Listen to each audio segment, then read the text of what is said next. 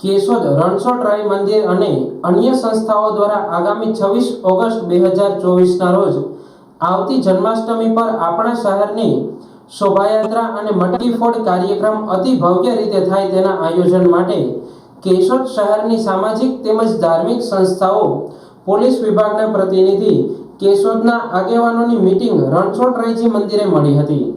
આ બેઠકમાં એવું નક્કી કરવામાં આવ્યું હતું કે સુરક્ષા વિભાગને સાથે રાખીને ચર્ચા વિચારણા કરીને આયોજન કરવામાં આવ્યું છે, જેમાં શોભાયાત્રા રણછોડરાયજી મંદિરેથી નીકળી સરહદ ચોક, નીલકંઠ મંદિર, જલારામ મંદિર રોડ, ધકાન સામેથી બગીચાવાડો રોડ, મહેન્દ્રસિંહજી ચોક, Amrutnagar road, station road, Patel mill road, આંબાવાડીથી રણછોડ મંદિરે પરત આવશે।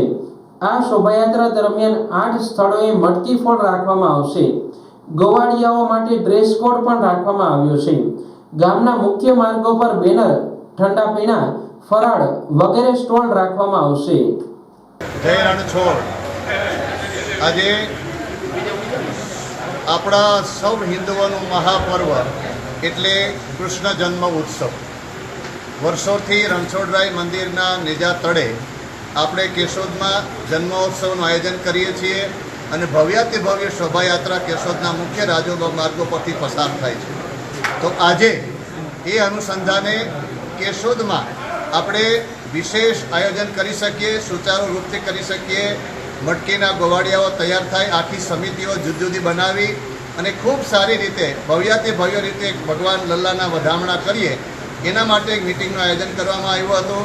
કૃષ્ણ જન્મોત્સવ સમિતિમાં વિશ્વ હિન્દુ પરિષદ, બજરંગ દળ અને આખી એની આયોજન સમિતિ સાથે ખૂબ સારી રીતે કેશોદના મુખ્ય રસ્તાઓ પર એને શણગાર કરવાનો, મુખ્ય રસ્તાને સજાવવાના અને લલ્લાના વધામણા કરતાં કેશોદને આપણે ખૂબ સારી રીતે ભવ્યથી ભવ્ય રીતે આયોજન કરીએ એવા અગાઉ પણ મિટિંગો થશે અને ખૂબ સારી રીતે આપણે સુરક્ષાની સાથે પોલીસના સુંદર મજાના સહયોગ સાથે આ આયોજન કરવા જઈ રહ્યા છીએ। એની પ્રથમ મિટિંગ આજે આપણે પૂર્ણ કરેલ છે। બોલો રણછોડરાય કી જય।